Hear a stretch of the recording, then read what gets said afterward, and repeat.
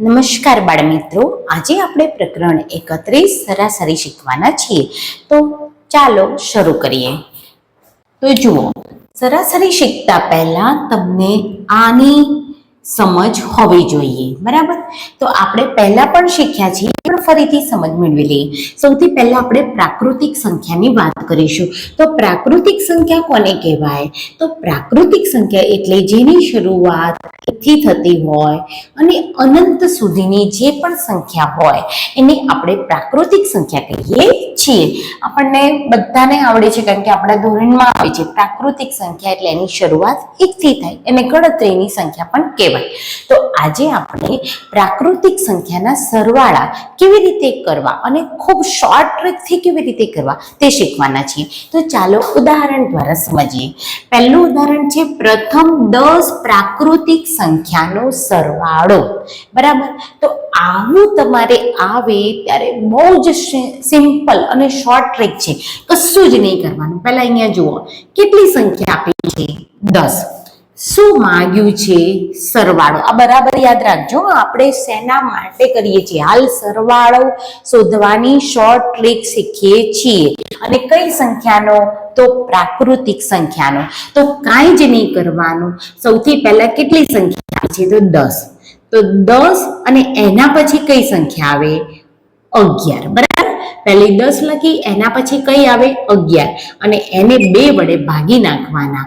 તો 2 પંચું 10 એટલે 2 ઉડી જાય. તો હવે 11 પંચું 55 જ એનો સરવાળો આવે. તમને સમજ પડે છે? આ શું કહેવા માંગે છે? પ્રથમ 10 પ્રાકૃતિક સંખ્યાનો સરવાળો. એટલે આવી રીતે આપણે સંખ્યાઓ લખેલી હોય 10 સુધી, અને આ બધાનો સરવાળો કરવાનો હોય. પણ જો એવો સરવાળો તમે કરવા જાઓ પરીક્ષામાં તો ઘણો ટાઈમ લાગે. તો આપણે એવું બિલકુલ કરવાનું નથી. આપણે શું કરવાનું છે? કેટલી સંખ્યા આપી છે? 10. તો 10 ને પછી કઈ સંખ્યા આવે? 11. તો એની સાથે અને ભાગ્યા 2. તો આ રીતે 10 ગુણ્યા 11 ભાગ્યા 2 કરી અને એનો જવાબ લખી દેવાનો છે. ચાલો બીજું ઉદાહરણ સમજીએ. હવે કેટલી સંખ્યા આપી છે? પ્રથમ 30 પ્રાકૃતિક સંખ્યાનો સરવાળો. તો હવે તમને બધાને આવડી ગયું. શું લખવાનું? પહેલા 30, પછી શું લખવાના? 31, એના પછીની સંખ્યા, અને કેટલા વડે ભાગવાના? 2 વડે. ચાલો તો અહીંયા આપણે ઉડાડી દઈએ. તો 2 ઉડી ગયા એટલે શું વધ્યા? તો 15 ગુણ્યા 31. તો આપણે અહીંયા કરી દઈશું 31 ગુણ્યા 15. તો 0, 1, 3, 5, 5 તરી 15, સોરી 5 અને 5 તરી 15, બરાબર? જો અહીંયા 0, 1, 3, 5, 3 પછી 5, 6 અને તો કેટલો જવાબ આવ્યો આપણો? 465 એ આપણો જવાબ બને છે. તો ખૂબ સહેલું છે. તો આવી રીતે પ્રાકૃતિક સંખ્યાનો સરવાળો શોર્ટ ટ્રીકથી જ કરવાનો છે. આપણે શું શીખીએ છીએ? યાદ રાખજો, સરવાળો. અને કોનો? પ્રાકૃતિક સંખ્યાનો. તો શું કરવાનું? તો પ્રથમ 10 કીધી હોય તો 10 ગુણ્યા એના પછીની આવતી સંખ્યા ભાગ્યા 2, અને છેદ ઉડાડતા જે આવે એનો જવાબ લખવાનો છે. ચાલો હવે બીજી સંખ્યાની વાત કરીશું, પૂર્ણ સંખ્યા. તો પૂર્ણ સંખ્યા કોને કહેવાય?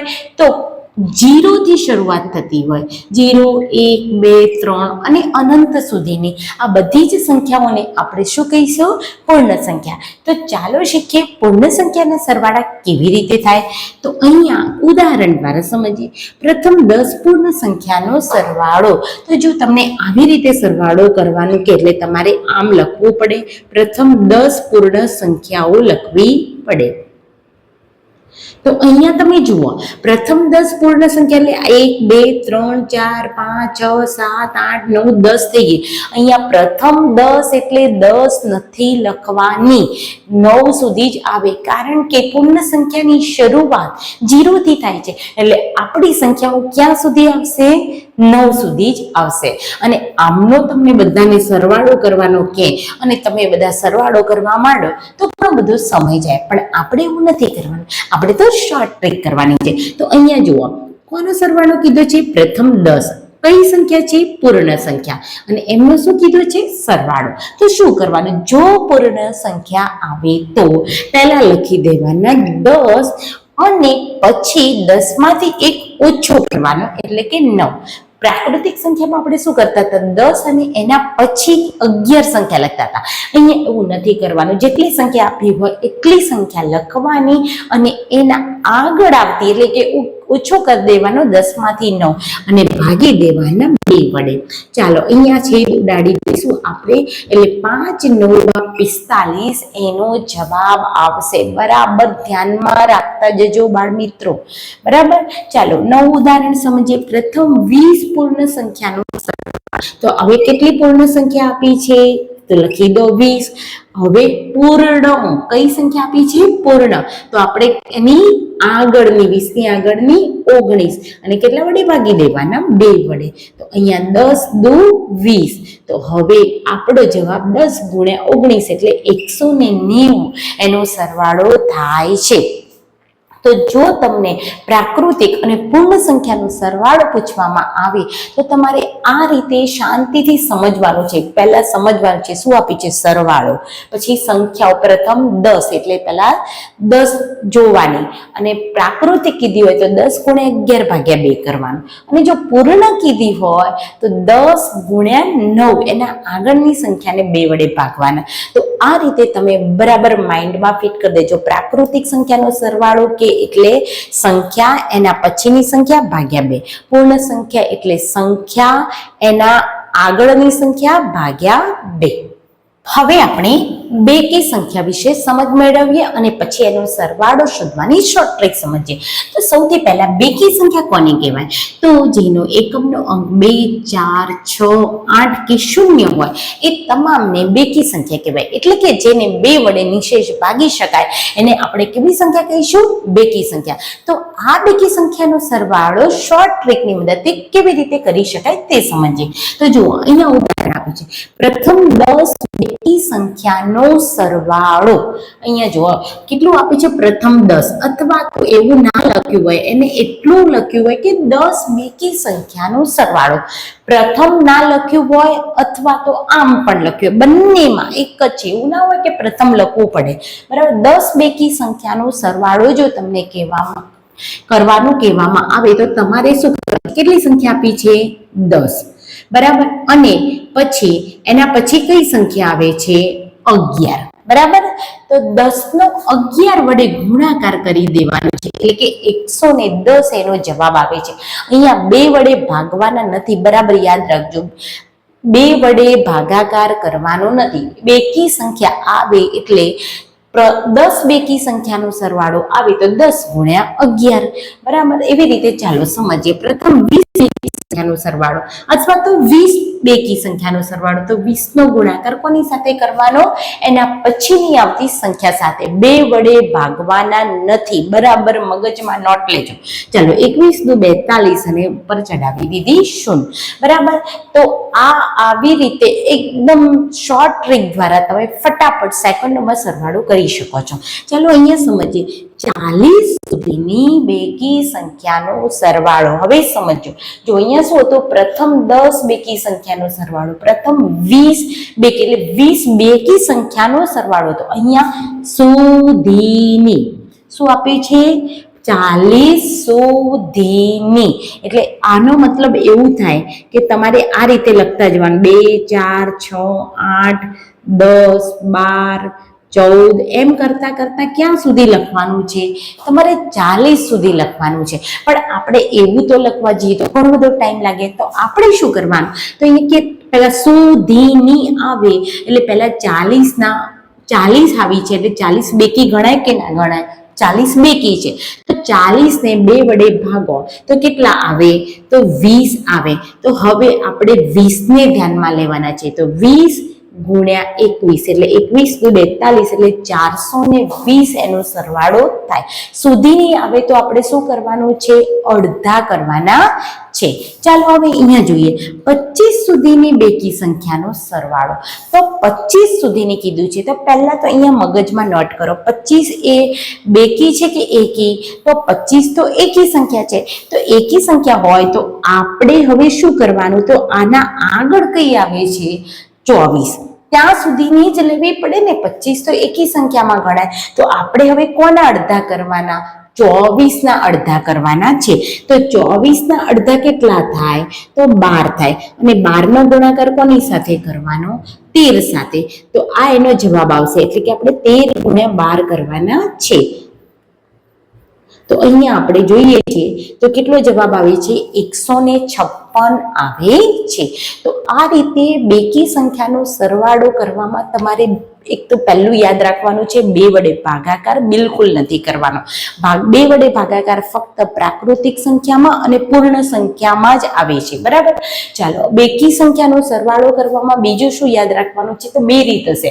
10 બેકી સંખ્યાનો સરવાળો અને સુધીની, એ બંનેમાં ઘણો બધો ફરક છે. તો 10 બેકી સંખ્યાનો એટલે 10 એ 10 લઈ અને એના પછીની સંખ્યા લઈ લેવાની છે. પણ જો સુધીની કહે તો આપણે શું કરવાનું છે?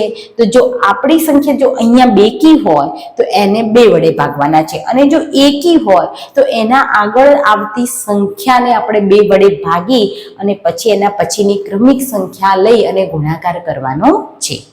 હવે આપણે સમજીશું એકી સંખ્યા વિશે. તો એકી સંખ્યા કોને કહેવાય? તો જેનો એકમનો અંક 1, 3, 5, 7, 9 હોય, આ બધી સંખ્યાને એકી સંખ્યા કહેવાય. એટલે કે 2 વડે નિશેષ ભાગી શકાતી નથી. આ બધી સંખ્યાને આપણે કેવી સંખ્યા કહીએ છીએ?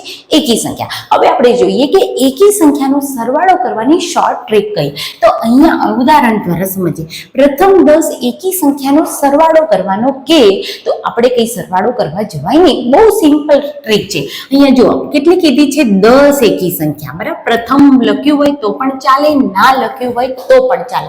તમારે બહુ સિમ્પલ ટ્રીક છે. કેટલી સંખ્યા કીધી છે? 10. અને કેવી છે? એકી. તો 10 નો 10 સાથે ગુણાકાર કરી દો. કેટલો આવે? 100.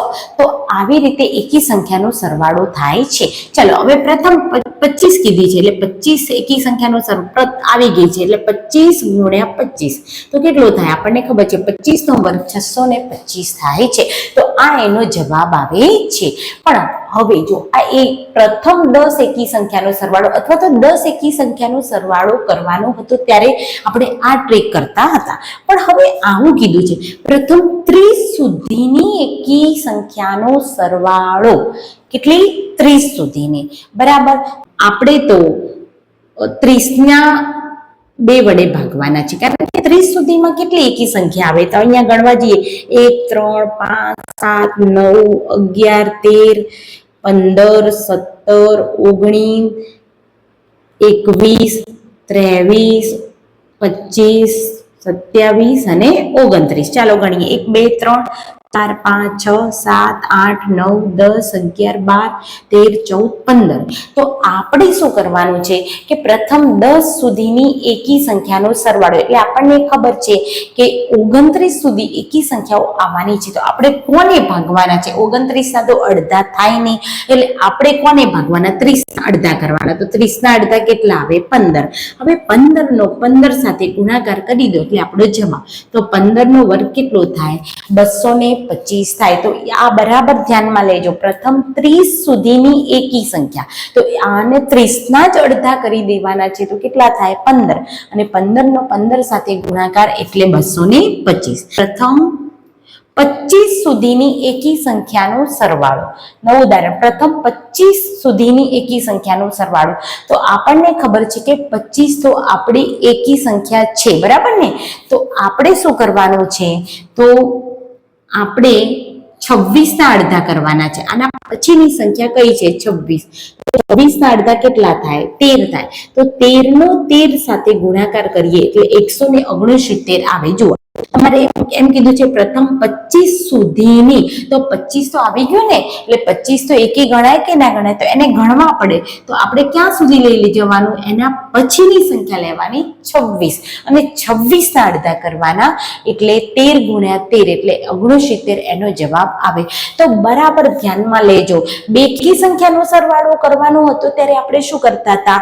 તો જે સંખ્યા આપી છે એના પછીની સંખ્યા સાથે એનો ગુણાકાર કરતા હતા. પણ જ્યારે જ્યારે એકી સંખ્યા આપે ત્યારે શું કરવાનું? તો એ જ સંખ્યાનો એ જ સંખ્યા સાથે ગુણાકાર એટલે કે વર્ગ કરવાનો, બરાબર? તો જુઓ, અને પાછું આમાં બિલકુલ ભૂલ ના થાય એ માટે ફરીથી સમજી લો. પ્રથમ 30 સુધીની એકી સંખ્યાનો સરવાળો, તો 30 ના તો અડધા થવાના છે, ડાયરેક્ટ 15 કરી દેવાનું. પણ જો પ્રથમ 25 સુધીની એકી સંખ્યાનો સરવાળો આવે તો 25 ના અડધા થતા નથી, તો આપણે ક્યાં સુધી જવાનું? 26 સુધી જવાનું, એના પછીની સંખ્યા સુધી જવાનું, 26. અને 26 ના અડધા કરવાના, અને 26 ના અડધા 13 થાય, એટલે 13 નો 13 સાથે ગુણાકાર કરીને જવાબ લખવાનો છે. તો ચાલો ફરી એકવાર રિમાઇન્ડ કરી દઈએ. સૌથી પહેલા આપણે પ્રાકૃતિક સંખ્યા અને પૂર્ણ સંખ્યાના સરવાળા શીખ્યા. તો એમાં શું કરતા હતા? પ્રાકૃતિક સંખ્યામાં અને પૂર્ણ સંખ્યામાં નીચે ભાગાકારમાં 2 આવતા હતા, જ્યારે એકી અને બેકી સંખ્યાના સરવાળામાં નીચે 2 આવતા નથી. આમ બરાબર યાદ રાખજો, કારણ કે આગળ જતા તમારે બધા સૂત્રો ભેગા થઈ જશે, બધી રીતો ભેગી થઈ જશે. એટલે તમારે ખાલી માઇન્ડમાં એટલું નોટ કરો કે પ્રાકૃતિક અને પૂર્ણ સંખ્યાના સરવાળા આવે ત્યારે નીચે ભાગાકારમાં 2 આવે છે, અને એકી અને બેકી સંખ્યાના જ્યારે સરવાળા આવે છે ને ત્યારે નીચે 2 આવતા નથી. પ્રાકૃતિક સંખ્યાના સરવાળામાં એ અને એના પછીની સંખ્યા લઈએ છીએ, પૂર્ણ સંખ્યામાં એ અને એના આગળની સંખ્યા લઈએ છીએ. બેકી સંખ્યાના સરવાળામાં એ સંખ્યા અને એના પછીની સંખ્યા લઈએ છીએ, અને એકી સંખ્યાના સરવાળામાં એ જ સંખ્યા સાથે ગુણાકાર એટલે કે વર્ગ લઈએ છીએ. ઓકે, પણ ખાલી પ્રાકૃતિક અને પૂર્ણ સંખ્યામાં નીચે 2 વડે ભાગાકાર કરવાનો આવે છે, એકી બેકી સંખ્યામાં 2 વડે ભાગાકાર કરવાનો આવતો નથી. ચાલો, આ વિડીયોમાં આપણે આટલું જ સમજીશું. હવે આગળના વિડીયોમાં આપણે થોડીક વધુ માહિતી મેળવીશું. તો જુઓ મિત્રો, તમને મારા વિડીયો પસંદ આવતા હોય તો મહેરબાની કરીને વિડીયોને લાઈક આપો, શેર કરો તમારા બીજા મિત્રોને, અને કોમેન્ટ પણ કરો. અને મને કોમેન્ટમાં લખો કે તમને મારો વિડીયો પસંદ આવ્યો છે કે નહીં. અને હા, તમારા બીજા મિત્રોને શેર કરવાનું બિલકુલ ભૂલશો નહીં, કારણ કે NMMSની તૈયારી આપણે વચ્ચે થોડોક બ્રેક લીધા પછી ફરીથી શરૂ કરી દીધી છે. ચાલો મળીશું હવે નવા વિડીયોમાં.